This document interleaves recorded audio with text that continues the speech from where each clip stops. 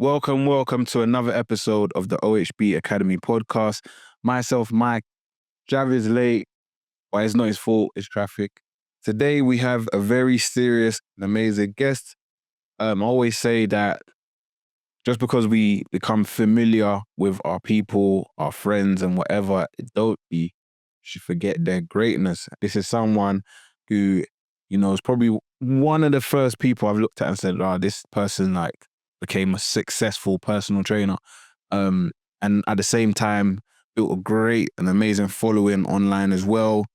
Just doing a lot of great things in general, man. Celebrity trainer. Yeah, worked with some of the biggest household names.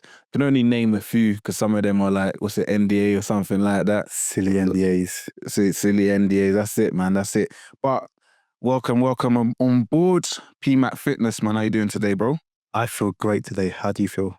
Feel wonderful, man. Winning and grinning. It's crazy because we're going to have to pretend that we never had this podcast already and the files got fucked up, right? That's fine.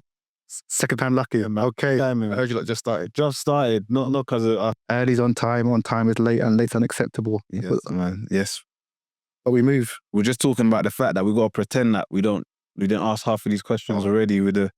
Yeah, so we did shoot this already, but files fucked up, but we're back here again, man. Cool. So yes, all right, cool, man. Let's get started with it. I want to ask you a very important question. What was some of the most memorable moments growing up? Let's start there. In fitness or in life? Nah, just in general life. There were two black influences, Linford Christie and Ian Wright.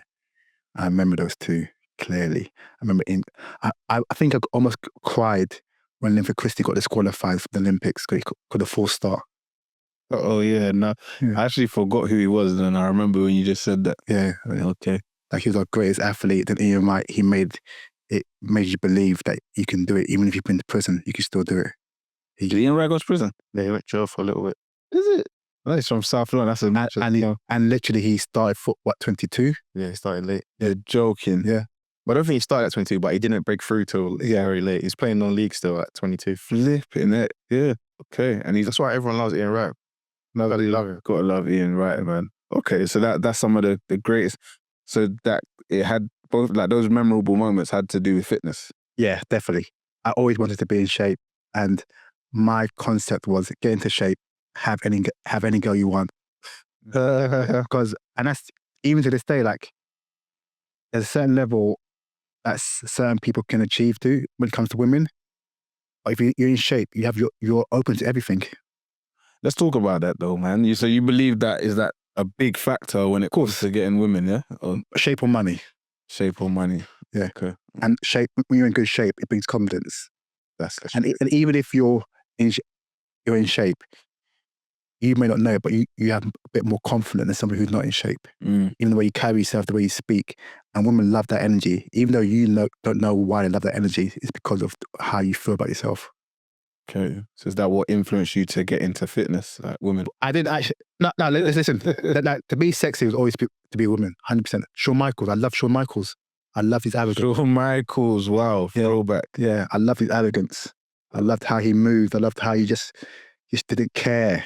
What was his special move? Super kick. Was that what it's called though? It's super cool. Sweet music, yeah. And he calls himself HBK. And then Heartbreak Kid, yeah. Brandon was serious. Yeah, like his back. Even when he teamed up with Triple H, he used to do that.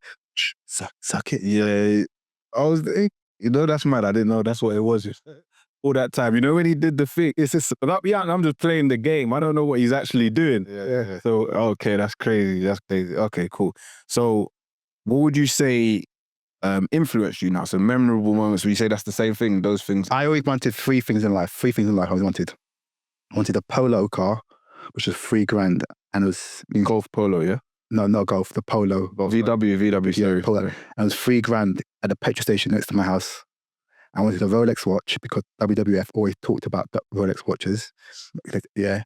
WWF? Yeah. I think Vince McMahon gave the WWF champion a Rolex watch when he won it, something like that. Okay. And I wanted a council house.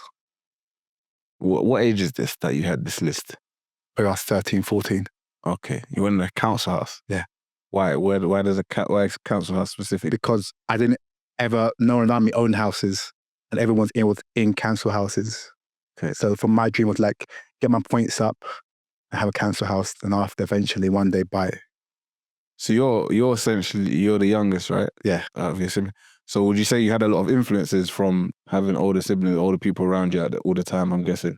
So I had more influence because my brother, he's quite successful because he done it. But my other brother, Philip, who passed away, he done something crazy, which I don't actually respect him to this day. When I was 24, he left the country and he moved to Spain Okay. and he lived in Spain. And he moved to Germany and he lived in Germany. And to this day, I'm like, wow, because I would never leave this country. And he left, he just left. I'm done with this country and left. Okay. Can you talk a bit more about like why he done that and what? He said he was tired of the country. He wanted to learn the language better. So literally he could speak Spanish, German, English fluently. Wow. Wow. Yeah. At what age was he when he done it? I reckon he left at 23, 24. Is it? That's pretty young. Yeah. More people do it now, but I Wait. guess at that time that's At the time when there's no social media, yeah, no one's really there. no one doing it, and now you're actually doing it for doing it. So Not just doing it because, you know, you're gonna get the shots in it. yeah, you're gonna get social media and you're gonna tell people I've traveled here, I've lived here. You just done it. Yeah, yeah, that's crazy. So, but essentially, you had a lot of influence from Yeah, elder people around you. yeah. I had a lot of influences, and my mum wouldn't let me leave the house to rent a house. Only to buy. Ready to buy. Wow. That's her rule. You can't leave my house to rent a house. You're not giving anyone the money. You're buying. Wow. So my mum gave me a real safety net, which I didn't realize it was a safety net. Yeah. Yeah. Wow, that's powerful, man. That's powerful. So, where did fitness enter your life then? I know we talked a little bit what influenced you, but where did you actually move in and thinking you're gonna do this, or even getting in shape? I think I moved into fitness. I was always flirting with it since I was. When you come from a household of 3 or 4 boys in total, you're always fighting. You're always play fighting. You're always running. You're always going to be up. You're always going to be like every day is a war zone. So when every day's a war zone, although you're not into fitness, you're trying to get one above them. Yeah. And so you're trying to figure out ways of, how can I be faster? How can I lock the door with my brother's chasing me? Press ups. And Slider used to do sit-ups every single morning. Slider, my brother Mark, every morning, and we shared a room. And that used to annoy me. And my brother Philip used to exercise in his room, but properly exercise. I remember because every single morning, the neighbours downstairs used to complain about him clanging the weights. Ah, okay. Yeah, so very strong influence to exercise. Where do you think they got it from? TV, the books, the encyclopedia, the 6-pack in 6 weeks books. Okay, nice. Yeah. So was you just always in shape then because of that? I was skinny kid. Then found out. The thing about fitness is that, lucky for me, I was lucky enough to train with somebody who was already in shape. And after, even to this day, I always think about when I train a new client, like, you don't actually realize if you do a bicep curl that eventually your muscles are going to turn up. So lucky for me, I was able to train with somebody who had a big chest, and he told me what was going to happen this week, this week, this week, this week, and this week, and this week. Because if I trained by myself, I'll go to the gym once or twice, and I thought, cool, why am I not getting big? Because you have someone who's been there and been on the road and can tell you this is why you're not getting big, or this is what you need to do, or this is what you need to do. So I always think people who train by themselves have no clue what's going on. They're probably going to quit because no one's telling you that, okay, it's going to take you about 6-7 weeks of pumping your biceps for it to actually show a difference. You probably think it happens in 3 weeks, or it happens in 15 seconds of an Instagram video. Yeah. So luckily, I was lucky enough to train with someone who's they know big chest Frank, and everyone knew him in Holloway. Like, and I was lucky enough. That's why my chest is so big, or it can be big because of him. Because we train chest twice a week, we train back twice a week. We're literally hammering the chest and back. Okay, is that what got you into? So what got you into fitness as a profession, and what age was that? I got into fitness as a profession because I wanted to make equally at the same amount of money I was making on the streets, as they say, and the only reason why. And at the time, trainers were charging $50 an hour. I thought, cool, if I can do 10 hours a day, that's £500. I'm living at home. I'm making it. And then after Which was a lot though. For £50 an hour. Yeah. What year is this? This is 90. No, it's 2007, 2005, 2006. It's still decent. Oh, listen, 2006, if I'm making £500 a day, that's probably equivalent to Couple thousand. Or... 2,000 a day, easily. Yeah, easily. And then I remember I met a girl and she asked me, what do you do? Okay.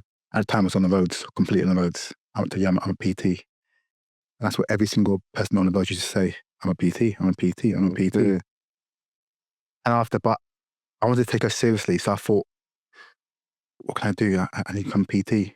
So my friend, literally coincidence, my friend Casey said to me at the time, why don't you become a PT?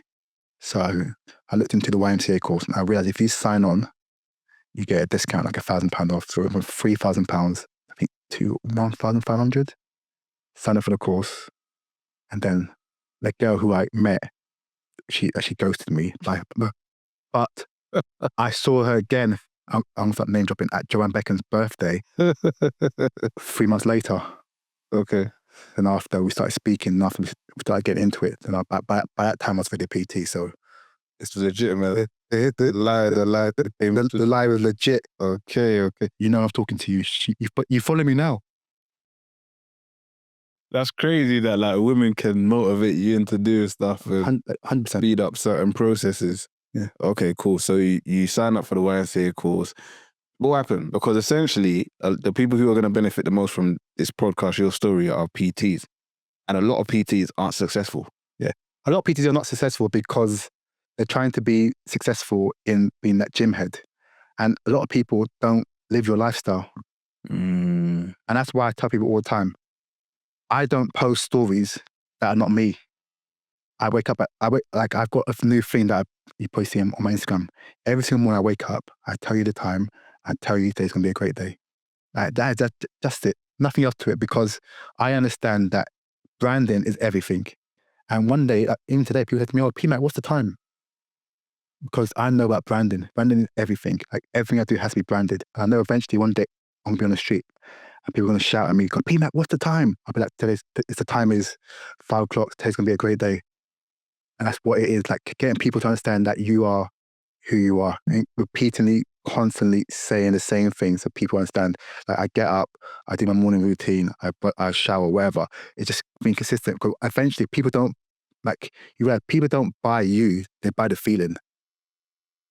Once they get the feeling of you, they're like, cool, I now want you to help me get fit.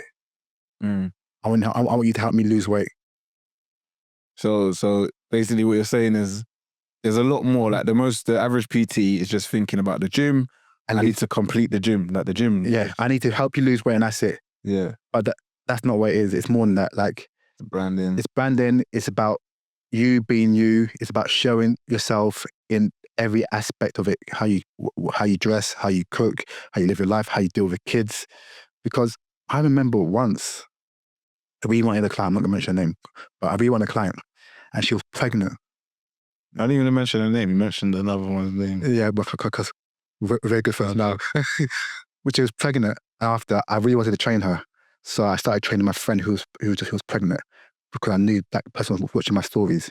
Within 3 or 4 months, I DM'd that person, when you're not pregnant, I want to train you. Easy, job done. Job done, yeah? Yeah. All right, cool. So, all right, back to the story then. So it's YMCA, signed on, you got your thing. How did you become a successful personal trainer? What's the journey? Okay, we've done this story on the last podcast. So basically, there was a guy called Rob Lander, and he came into the YMCA on the last day, and he said, if any guys want to be mentored, I'm willing to do that. And what was so baffling about it, there's 20 people in class and no one put their hand up. I was like, what? But I missed a bit on purpose. He said that he brought Evian water to tennis. So I was like, if this guy's bringing Evian water to tennis, imagine what he could do for me. Like, wait, I don't understand. He brought what to tennis? He made Evian sponsor tennis. Evian. Oh, he brought the water company. Yeah, it's planned to sponsor tennis. What tennis? Like Wimbledon. Okay. Yeah. Evian sponsor Wimbledon. Yeah. And he was the reason why everyone sponsored Wimbledon. Yeah. So this guy is obviously clearly successful. Yeah. Offering mentoring. And Yeah. what's- And I'm like, why though? Why do you think no one put their hand up? I think either embarrassed or mentoring wasn't a thing then. Like nobody asked for help. So I said, okay, cool. I want you to help me. But there were 2 jobs available. So someone came and offered us a job on a boat for 6 months. And I was like, oh, should I go away for 6 months? On a boat, like a yacht, like the cruise thing where you on the cruise. Yeah, where you help people out on the cruise. I was like, should I go away for 6 months? How much was they going to pay you? Don't remember. I think it's like, you make like $1,000 a month, but you spend no money. So it's shit. Okay, fair enough. It's the money spent. Like, so everything is catered for you. So you spend no money. So you keep that £5,000 in the bank. So you come back with £6,000 in the bank, which is, I thought maybe not. At that time, it was decent. Yeah. But I had the message to him. I said, listen, I want you to help me. He went, cool. Go and get a BlackBerry. Got a BlackBerry. Go make some business cards. Made a business card. Go and create a website. Create a website. Okay, now what I want you to do is to hand your business card in the area you want to work in. Cool, I want to work in Knightsbridge and Chelsea or Kensington because I knew it was a very rich area. So this is where I want to work. I can charge good money and people won't bat an eyelid. So what I did, what I want you to do, I want you to walk into every health beauty store, anything to do with fitness or health, and hand your business card in. So I literally walked from High Street Kensington Hotel, I can't remember what it's called, all the way down to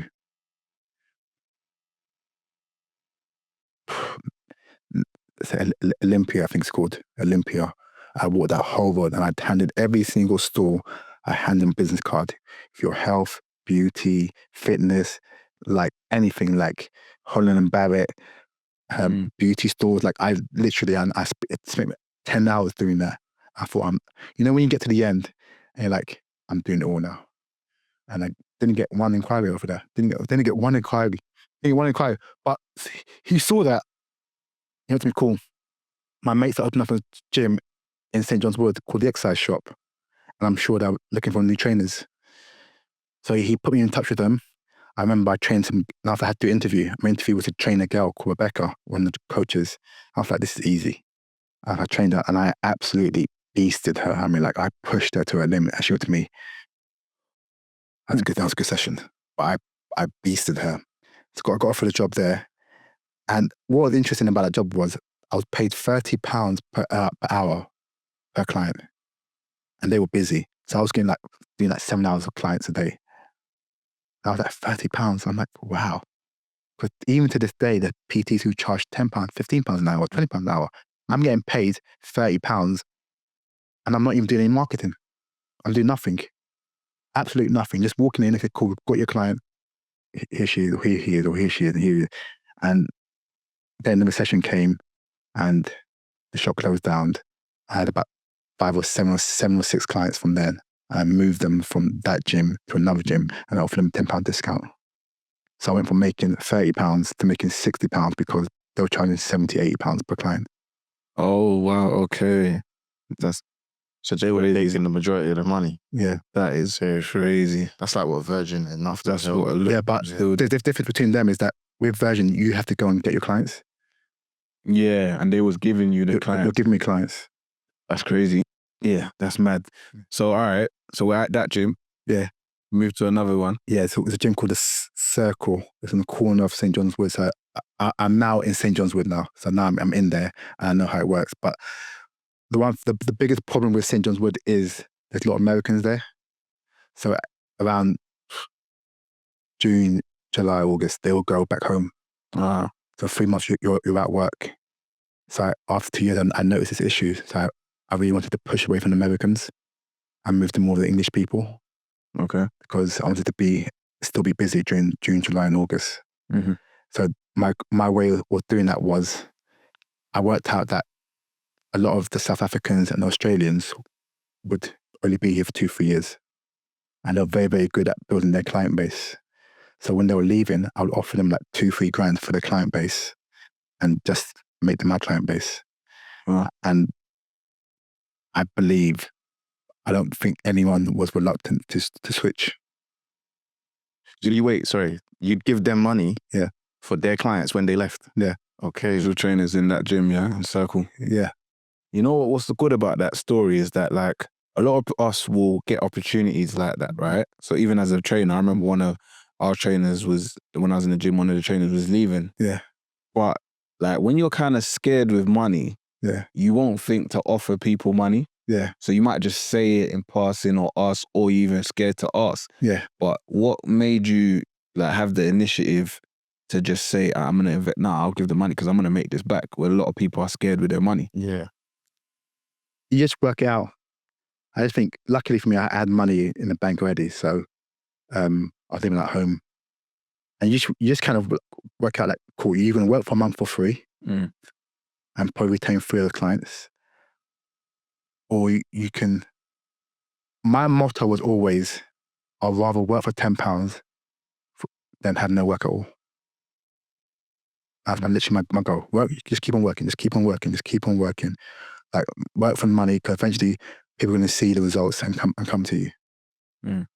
Okay, cool. So now we're just raining clients now. So what do you do? So now you're raining clients, and then after you start thinking to yourself, what more can I do? And then I bought the Rolexes. I bought a nice car. I'm still living at home, my mum's house. Next step was to buy a house. To buy a flat. But the problem with buying a flat is, you probably realize, is that it's one of the most heart-aching things ever. Like you go from having, say for example, you bought a house for £1 million, and you've got to give 100 grand away straight away. And like one day you've got it, and next day it's gone. You're like, it's so easy, and it hurts so much. But after about 6 months, you're okay with it. But anyone who's buying a house, I'll tell you one, that's the worst thing you can ever do, give away your deposit. Because you're like, wow, that's 10 years done. Yeah. What I say? Yes. Seeing that stack, and you're like, oh, Like in 24, hey, gone. And after they tell you, okay, cool, it takes you 6 months to get comfortable in your house, to pay bills. So the aim was to buy a house. I was going to buy a house in Muswell Hill. Then the recession came. And literally I was near the end. My mum told me, don't buy it, because my mum got scared of the recession. She's an African parent. So I should have bought a house literally when I was 2007, about 16 years ago. I pulled out of it. That would have been a lot of money, innit? Right now, yeah. But like I said, I probably, like, I could have been dead, because I could have gone down the wrong road and said, this happened. Yeah. It's 20 things. That's what they say, innit? Yeah. So, all right. It's that, like, so obviously you're smashing it with the whole personal training at this point, but then you've gone a step further now and you've started training celebrities. Yeah. So how have we managed to do that? So I done a post last week about Spoonie. So luckily for me, I was very well connected in the industry. How? Just because Camden's a very nice area. My brother had friends. My other brother had friends.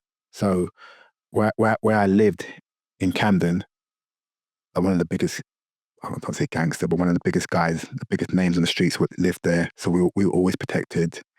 And it's like, because of all those little pockets of friends, you got to know everyone in Camden. And like, for example, Talisa came from Camden, Sloth came from Camden. It was just casually like Sloth. Amy Winehouse came from Camden. Sloth, yeah. There's a lot of people came from Camden. Like, there's a lot of names. There's a guy called Jalera. He literally puts everyone's name on Carrie came from Camden. Oh, okay. Then after, so Talisa, we grew up with her. I remember her from West Hampstead days. I bumped into her in Gilgamesh, and this when she was going through all her situation. And I said to her, listen, I'll train you. And you know when a conversation is so easy, you don't think it's true. Yeah. She went, yeah, okay. That's literally what's it. Yeah, okay. Right, Monday. So yeah, okay. So Monday comes, and she texts me and say, cool, I'll be ready in half an hour. I haven't left the house yet. You lot didn't set up a time? Or you just thought that it wasn't? I just thought, yeah, okay, it's just like a passing drunk comment. Yeah. And these times, what stage was she at? Like X Factor? X Factor. She was X Factor. She was going through, like, I think she might have been like off it because of her case. The case, the Zion case. The case that, yeah. The case, yeah. Fair enough. So, yeah, so you had a conversation with her. Trained her for 3 years. Then another guy, ask my brother, which name I would refuse to use right now. But wait, anyway, you trained there for 3 years, but Yeah. it was free, right? You started off training there for free. Yeah. It was always free. Always free. Always free. Okay, no. Always free. Why? Explain that, because I think I talked about this in the other podcast, but I have to obviously now talk again. Because I worked out that marketing is crazy. And people probably realize now about paid partnerships. Yeah. So what companies do is they pay influencer to promote their product. Mm-hmm. And the reason why they pay the influencer because they've got an audience that they can't reach. There you go. So what I do, and I'll do it today. Like if you're famous and you want to train me, I will do it right this second. And I'll openly say it. I will train you for free because you've got a market that I can't reach. Well, I could reach it, but it'll take me about 5-10 years. Yeah. And all I will ask you to do is not to post about me in the way you want to post about me. Just do whatever you want to do. Stories, posts, however you want to do. Because I'm very aware that your audience will see your change and question what happened or what you've done. But I never want you to post about me like that. I want you to post about me naturally and normal. But was this your idea, bro? Because in the other pod, I was saying that like a lot of coaches, like I had a coach that was coaching who stumbled upon, she had like an influencer that was following her. Yeah. So this influencer was like a mum influencer and she had like 60K followers or whatever it was, right? And this is a coach that's got like less than 1,000 followers. Yeah. And I've told her, look, like you might want to just do this for free, Yeah. you know, like whatever. And she hasn't done it. She you know what I mean? She didn't go for it. So you're saying that you just had the initiative to just do it, celebrity, everything like that, not even charge. Yeah. Because a lot of people say, yeah, but I can still charge, I can still make money. But who helped you? Who taught you? Because I don't know, was it just you that just thought like that? Or was it, did you learn that from your brothers? Did anyone tell you? It was a mistake. It wasn't like I stumbled across Talisa, said to her, I'll train you. She said to me, cool, I'll promote you. And I was literally a mistake. You forgot to mention money. Basically. Yeah, literally a mistake. Yeah. But it was the smartest mistake you could have ever made, basically. Yeah. Yeah. I remember like literally after our first session, I probably picked up about 10 clients easily. Of course. Easily. Of course. And then from there, did you just clock like, this is actually my new technique? I think that was like, cool. And at first I was like gassed over her and I felt I didn't, but then I realized, cool, how do I get more influential people around me? I think like the celebrity world is so small. Once one person uses you, they all use you. Yeah. And after you got to be trusted. And one thing I make sure that I will never tell anyone's business because I wouldn't talk about your business or anyone else's business because I just want to be the trainer who quality trust in it, trust you. Literally, let's say I say all we ask is trust, and it's literally because I want you to trust me. And I remember once someone saying to me, someone famous saying to me, remember that loose lips sink ships. Yeah, of course. And I had to, those words like resonate in my head. Yeah, yeah.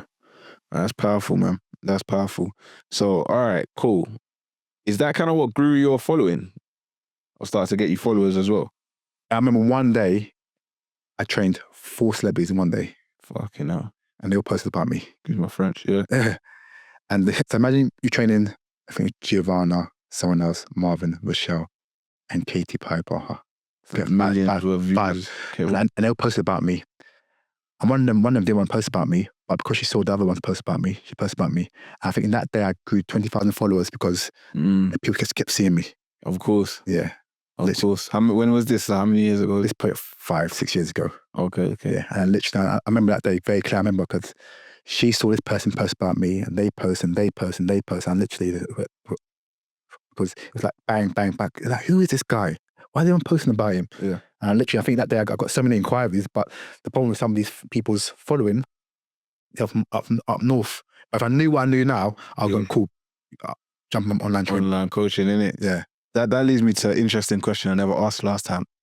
What, if you don't mind saying, was like your best month from just PT? Not like other incomes or whatever, but just from like personal training clients? I think probably turned over.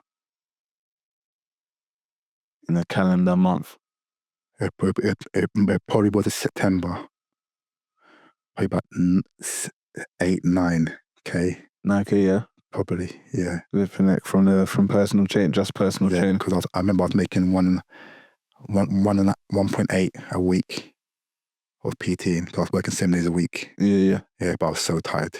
I was so tired. Because that's the thing. That's why you do, obviously, you do the online and you do a lot of online work with you now as well. I wish I had that 8 grand now. Yeah. You're making a lot more than that now, but you're doing a lot more than that now. But all right, so you grew the following from the some of the celebrity clients and stuff, something. But a big reason that like we wanted you on a podcast and you're going to be speaking at our event on the 7th of September, the Fitness Business Breakthrough, is because you're a genius with the content. You know what I mean? Like what you were saying earlier about branding and so on and so forth. Yeah. It's like kind of like hearing, like you always reference DJ Khaled to talk about that. Yeah. So like what's some of the things that just influenced you being able to build a really great like following whilst being a trainer? My scenarios come from conversations. What do you mean by that? So if I have a client, we currently have a difficult client, online training, and she's talking to us about, she knows everything. I'm like, if you know everything, why are you here?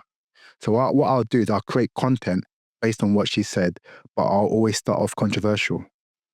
Okay.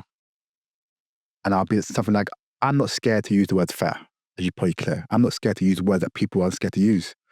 I will never swear-ish, because I just don't swear, but I'm not scared to use controversial words that people find uncomfortable. Because one thing about content is that, too many of us are scared to say exactly what we want to say. We say words that make people feel comfortable. And as soon as you make someone feel comfortable, they're not going to listen to you. That's a bar.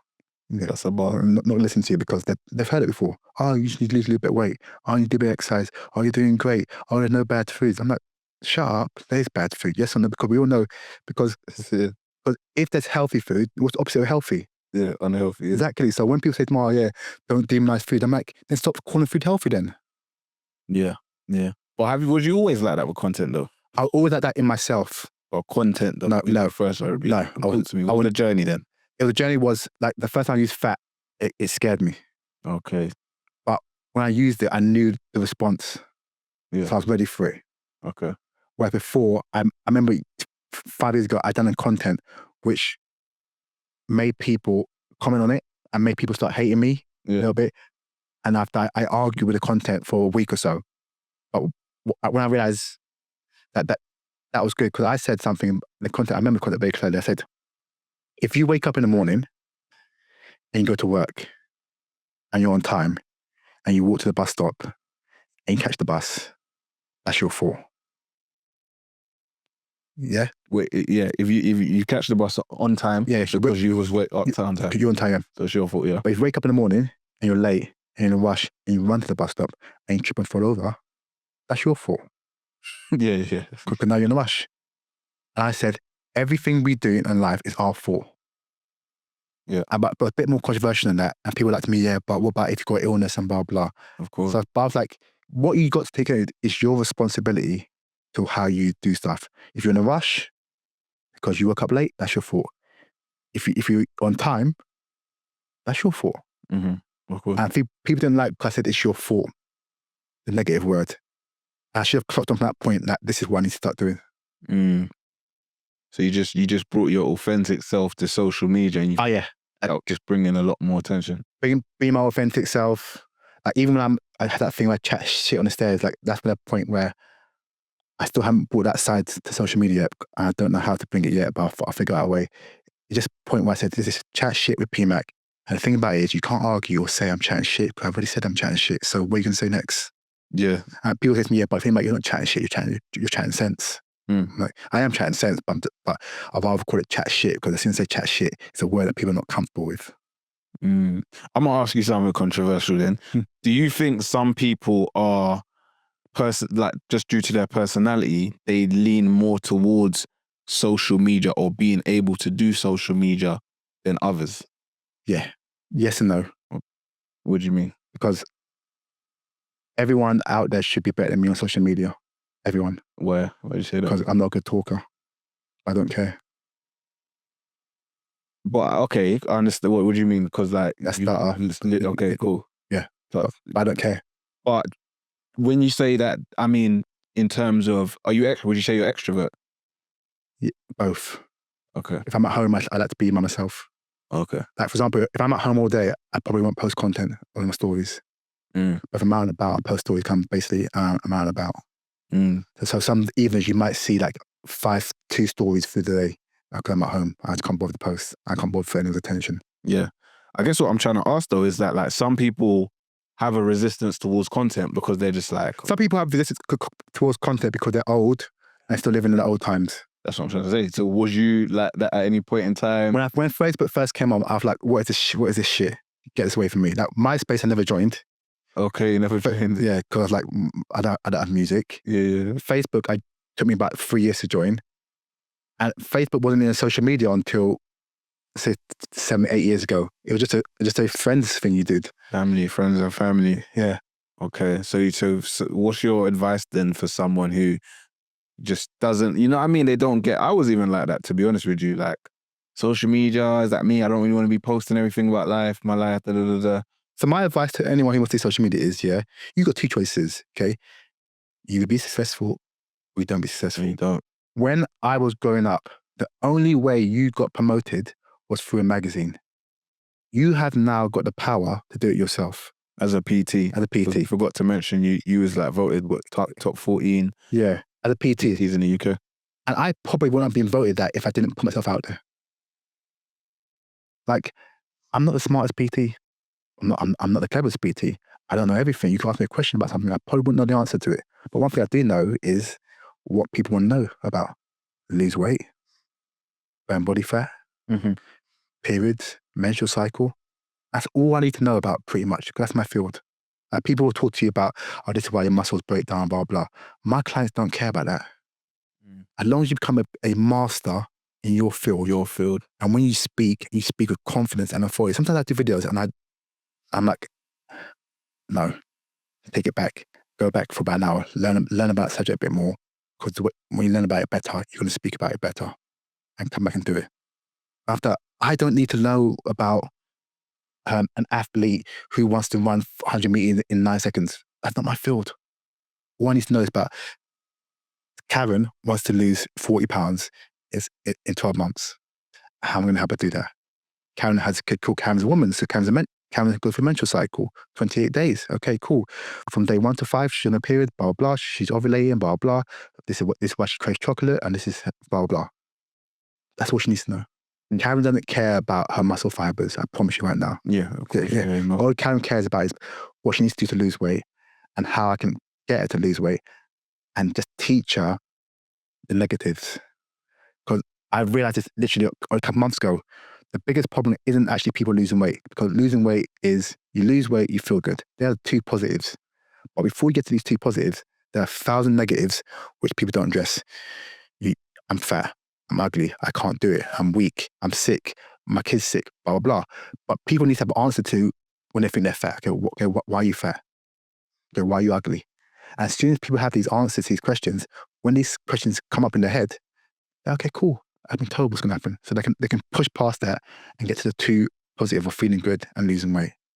That's what I'm not focusing anymore on losing weight or feeling good. I'm focusing on the negatives that you can go through before you get to that stage. Because these 2 feelings last about a second. But all these feelings about you're on your period, you can't lose weight, I'm fat, I'm ugly, this person's fitter than me, blah, blah, are going to happen every single day. Mm. As soon as I can address that, I can help you lose weight. Yeah, no, it's powerful, man. It's powerful. I think one thing I'll say about like your story and of what we've heard of it and the come up is it's been a dynamic one. So when I say that, I tell a lot of coaches, yes, you can sign up to Trainerize or app. Yeah. Do, standard content 4 times a week. try to message people in the DMs. There's the standard things to do. Same with a PT in a gym floor. You go there, you talk to everyone in the treadmill.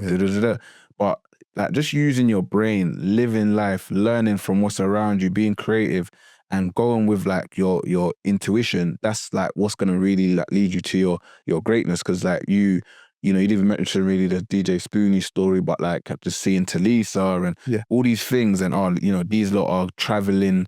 Like after 2-3 months of building their online, I'm gonna pay for their clients. It's just it's always dynamic, right? Yeah, in life is simple.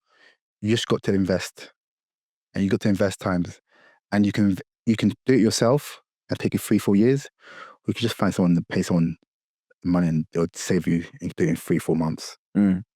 That's why I just think of what it is like. Yeah, or even if you can't pay with your time, like you said, go to who knows the expert. Listen, every single person, if you can't pay them something, has a different currency you can pay them in some sort of way. Like I've done massages with people and we swap services. Like I've trained you for an hour, you massage me for an hour. Like what people don't realize, being a PT is probably one of the most powerful currencies out there. Everyone needs it. Everyone needs it. There's no one that doesn't need it or couldn't use it. Yeah. Like my brother has more followers than me, and I tell him all the time, you shouldn't have more followers than me because you are a black barber. And I am fitness. You only cater to one crowd. I cater to everyone. But he does it better than me. It's as simple as that. He does it better than me. Why? Why does he do it better? Because he just does. He just does it better than me. He's more engaging. He just knows how to do it better than me right now. But I'll catch him, and he knows I will. But he knows I will. But right now he's doing it better than me.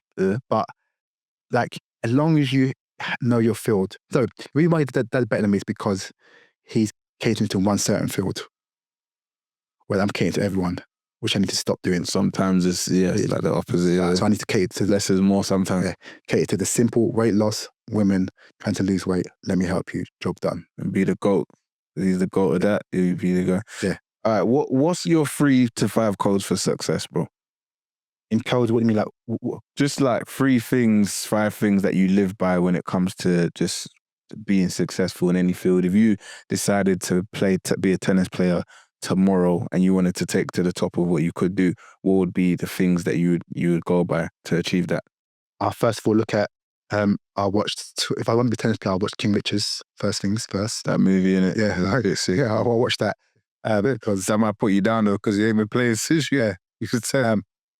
But I'll go on YouTube and I'll find 5 athletes who I'm inspired by. And I won't look at them now. I look at where they started. Because the biggest mistake people my ab workout now isn't the same as when I started. My ab workout when I started was on the floor doing crunches, blah, blah.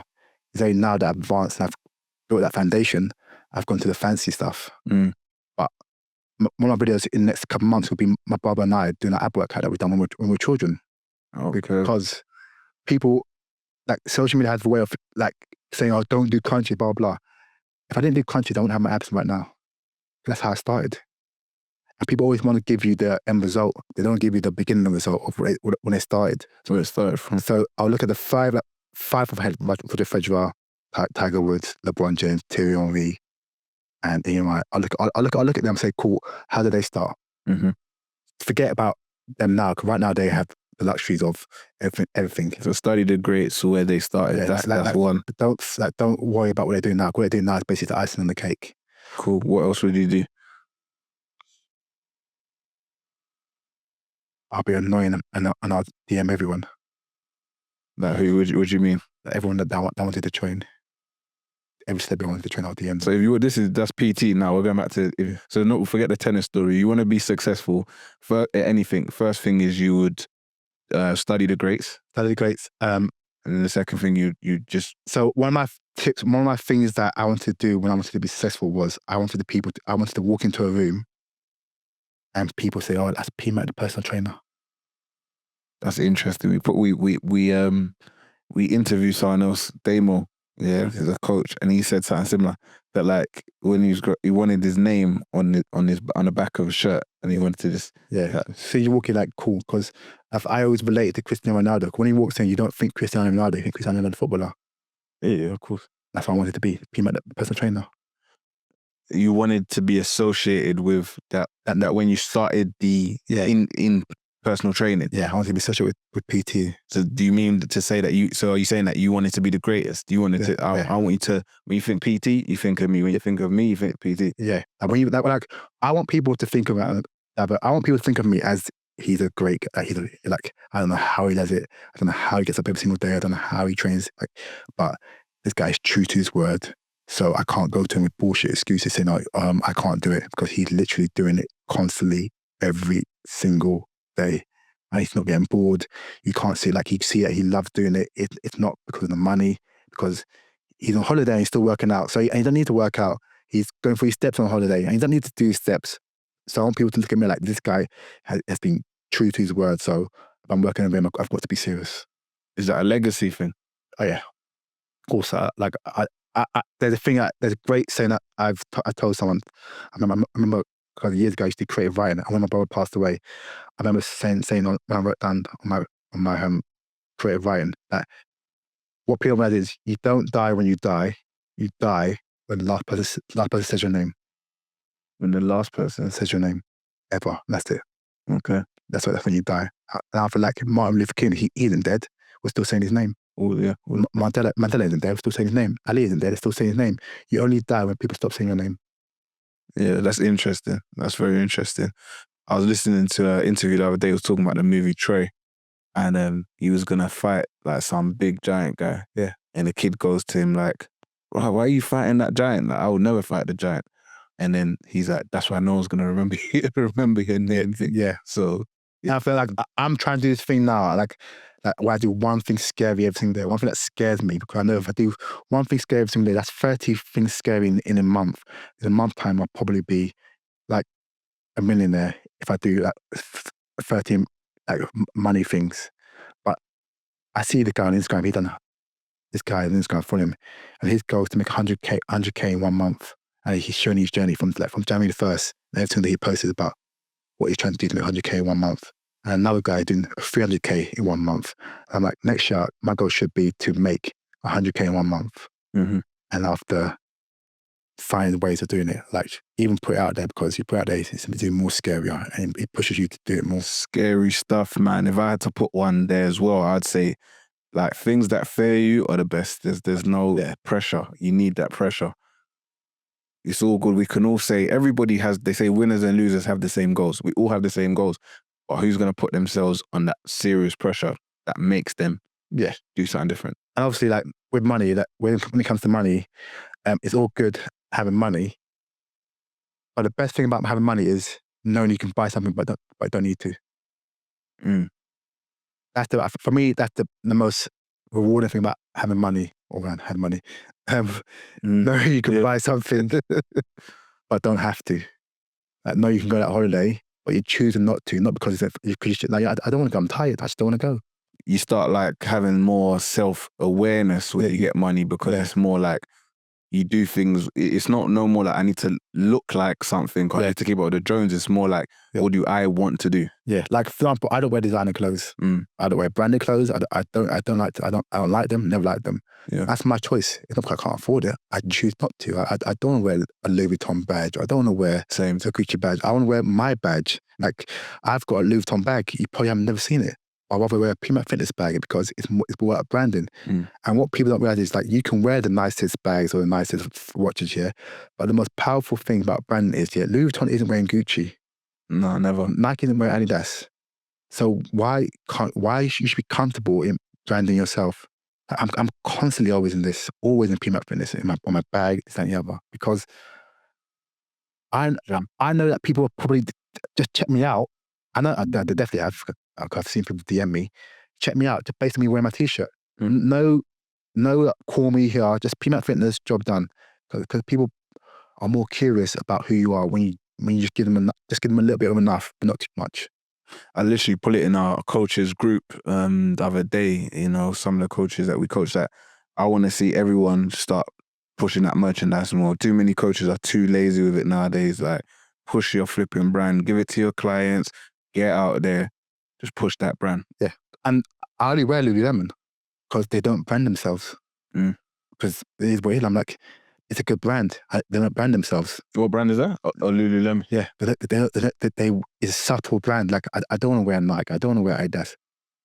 Adidas for sponsoring me. But yeah, if you pay me to wear it, I'll do it. I'm not wearing your brand because for nothing. Like, this t-shirt is fantastic. It's brilliant. It works for me. Like, it's all about personal branding. It's all about knowing your worth. Like, not being scared to say, cool, I'm not wearing that because I'm making my own stuff. And your branding might be shit at first, but guess what? The more shit it is, the more you keep on tweaking it, eventually you're gonna find a way. And there's cheat codes now. Like, there's like most of the brands out there. I've seen on TikTok where the guy literally says to you, "Cool, this is where they get all their clothes from." I've seen them as well. Yeah. And he gives you the cheat code so you can get that same material, that same brand with your name on it. Yeah. And it'll be Lululemon, but it'll be your Lululemon with your name on it. And no one say, "Oh yeah, but that's cheap." Not cheap because it's exactly the same product. Yeah, that's the truth. Nah, P, been a very good interview. There's a lot of gems, man. A lot of hidden gems in this one. So I know a lot of coaches, PTs are going to benefit from it. I know there's Javs not here right now, but there's a question he always asks. I'm going to ask it for him. What would you tell your 18-year-old self right now if you could go back in time? You know Supercell? Do you watch Supercell? Yeah. Would he come back from the future? Yeah. So I mentioned in the last podcast, but I was a troublemaker, in trouble a lot when I was growing up. I got stabbed on 2 different occasions. So I think I would tell myself to get out that crowd. Because when I got stabbed, it was nothing to do with me getting stabbed. Honestly, it was just basically just how the game goes. And wrong place, wrong time kind of vibe. It wasn't even that. The person who stabbed me, I didn't know he was going to stab me. I didn't know he had a knife. Like, literally, I would tell people, I'd never tell the story properly, but the story goes like, for example, if I knew he was going to stab me, I'd probably be dead by now. Because the guy stabbed me in my face, like on the left side of my face. But if I knew he was going to stab me, I probably would have moved my face and he would have got my neck. So my 18-year-old self would have been, hang around with your brother, make him be your idol, and stop trying to find superheroes in these people on the streets. Okay. Because they're still there. 20 years later, they're still there. Still chasing the same thing. Still after all this money, still trying to pop champagne, still trying to do all this. I'm like, some of them have kids who are probably 20 years old now. And they're obviously, people think that, the kids don't know what they're doing. Like, your kids know what you're doing. So my 18-year-old self would be, get yourself out of the situation as quick as possible. 100%, man. Some real truths there, man. Still a lot of similarities as well, man. Yeah. So, all right, cool. If you benefited from this episode, I need you to go down somewhere, the link below, and buy your ticket if it's not already happened, right? The Fitness Business Breakthrough. You know, if you're a PT coach, you're going to get a lot of gems from PMAC in person, a lot of stuff he hasn't covered in this episode. And yeah, man, thanks for being on board today.